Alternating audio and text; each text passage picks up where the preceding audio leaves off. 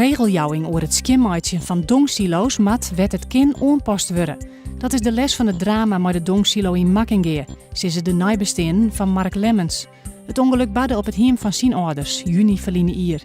Bij het skimmeitje van de silo binnen 3 man om het leven kwam. De SP-Riedsfractie in Smellingelaan wordt de rechter inschakelen voor het onderzoek bij Caparis. Bureau Bing had onderzoek die naar belangenverstrengeling van de jeddere directeur Wilco de Vreese. De Vreese wil geen inzicht jan in zijn financiële administratie en werken net mee aan het onderzoek. De Oosluitdijk had juster in de richting van Friesland lang dicht west in verband met een slim ongeluk. Een vrachtauto wie inrieden op een file. 3 personenauto's waren ramd, de eerste auto vleeg in de brand. De bestuurder is zwaar verwonden naar het ziekenhuis gebracht. Een oorslachtoffer had nekletsel. Jan Smink, chefkok van restaurant Kwartier Noord in Ketlik, maar Nederland verzint wurgje bij de Bocuse d'Or, de belangrijkste internationale kokswedstrijd. Smink won juster de Nederlandse voorronde. De finale is in maart in Stockholm. Joen en vannacht bewolkt, het wordt een graad als 5.